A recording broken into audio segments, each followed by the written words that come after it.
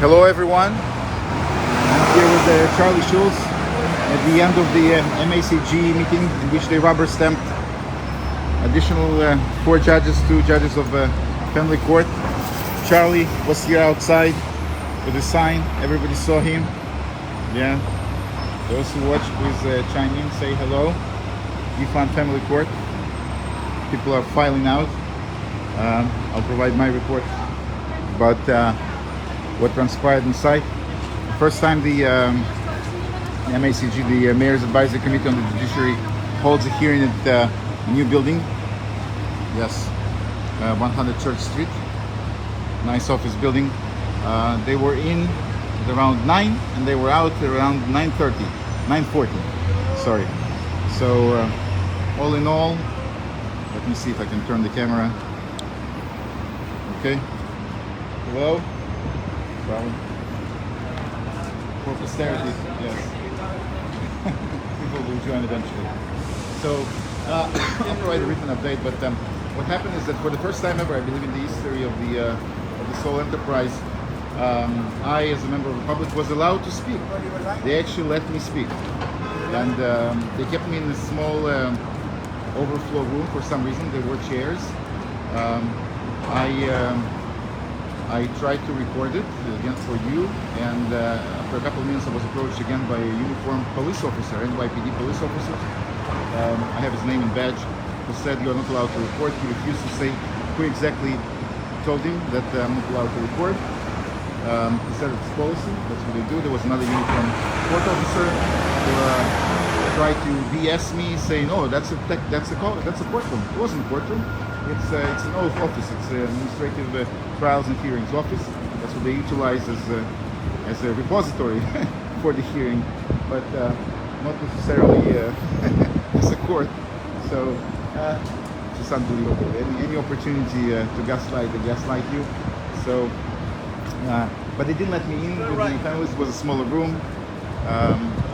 People are coming out. I believe these are members of the families. Again, we're going to put the pistols here. Just reporting. So they let me speak. Essentially, I conveyed the same message, the same arguments that I presented in my email to the committee. I made it public. It was a public letter. I highlighted the two candidates. They call them candidates, but they were. Yes, thank you, sir. They were pre-approved. Again, it's a rubber stamping exercise. Rubber stamping exercise. They 2 female judges, one with the past of ACS, a universally hated organization. They did not show their faces when the Senate, the Young Senate, held a session here late last year. They are afraid to come. They don't want to come. They don't want public accountability. And the victims of ACS, family court, former ACS employees who become judges know that they accept the motions. They remove the children. ACS is not an indication for neutrality at all. Not only that, she dedicated for life first candidate to fighting domestic violence. Her whole biography that she advertises herself is littered with the Marxist feminist terms, gendered violence, domestic intimate partner, all the code words, the dog wisdom that Marxists use. No public indication of having family or children, which Judge Judy said should be a prerequisite.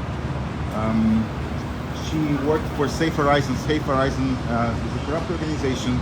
Zila Evans, another victim of family/matrimonial court, exposed Judge Rachel Adams. Her husband worked for Safe Horizon as a C-level executive, and Judge Adams funneled cases to Safe Horizon for supervision. They sentenced this court, sentenced fathers to supervision.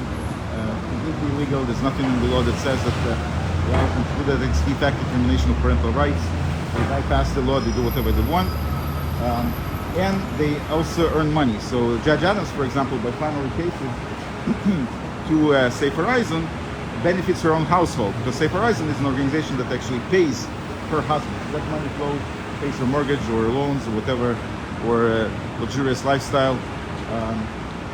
As a judge, as a member of the untouchable, unaccountable elite. But not only that, Safe Horizon actually funneled funnels money to Shalom Task Force, which is an organization that represents women in front of Rachel Adler. So there's a circular scheme of funneling government money to each other to sentence, to push fathers, primarily fathers, to supervision, justify the workflow, justify the budgets. And the candidate was until now a member, a lawyer. Without alerting the public, has to do that. So that's incompatible with the position as a judge, her ethical obligations. Moreover, she's a member of South Asian ethnicity-affiliated organizations, an attorney. Maybe nothing wrong with that, but if you want to be a community activist, right, promote divisiveness and identity politics, you shouldn't be a judge. So this is the type of candidate. Another one, another candidate, they refer to her as candidate, but again, at the end of the day, they were all admitted, essentially, recognized as judges. It's unbelievable. The mayor was not there. Only the mayor is authorized by the law, Section 124 of the Family Court Act, to swear the judge essentially a judge. They still took the oath. I'll talk about that in a second. But the second candidate is a referee already, but she's also a member of gender-peppered committees. I think in her acceptance speech, she did not mention the husband or children, which confirms the fact that she does not have a child. She does not know how to raise a child. There's no indication that either of the family court candidates actually took any course. Not that course will help, but the candidates are coming out. There's no indication that they have any even education. That's the judge. Congratulations, Your Honor. That's the second candidate I was talking about. She thanked her siblings. Now she's the judge, and I think the first judge just left again. Nobody's trying, God forbid, to harass them. But we need to cover it for the public. That's the family, apparently. She clearly dedicated her life, her career, to promoting the bogus propaganda of gendered violence. Gender in itself is, as I wrote extensively, is a communist subversive word. I mentioned in my speech to George Silver, the chair of the committee, that he's not authorized to hopefully the phone survive.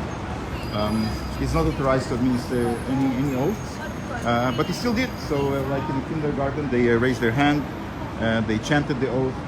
I don't think there's any validity to that. Despite the fact that they changed the venue and they had more space there. Again, as I mentioned, I was in a small overflow room. The process again was done in 40 minutes. They all mentioned the mayor. They thanked the mayor. So I really don't understand, how can they thank a mayor if that's the advisory committee and that's a public hearing which is supposed to help the mayor make the decision. So they're laughing in our faces. It's circus.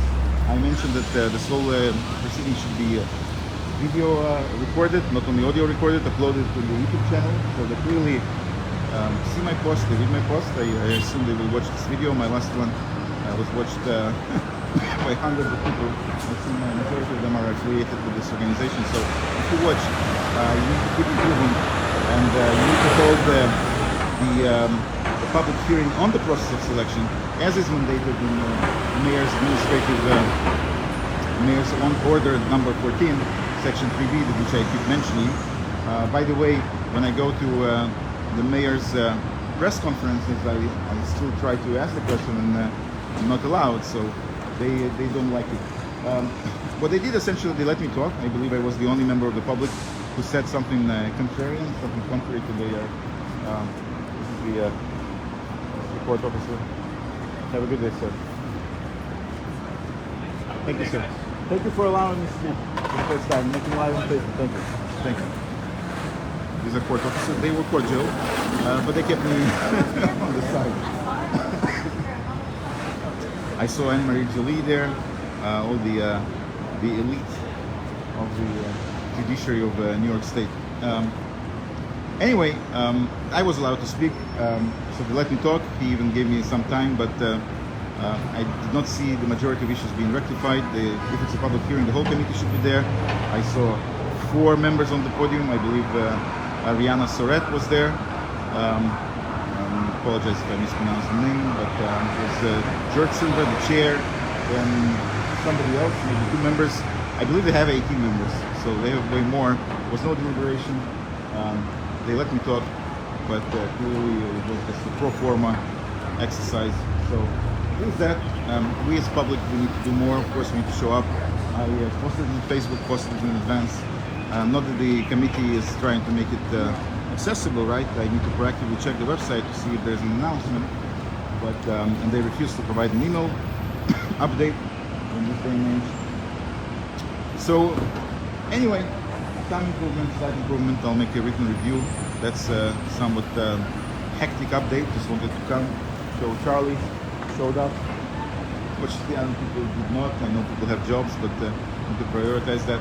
Thanks everyone for watching. Derek, thank you for watching. Any comments, any questions? If not, I'll sign off and we'll reconnect on the next video, on the next post. Thank you very much.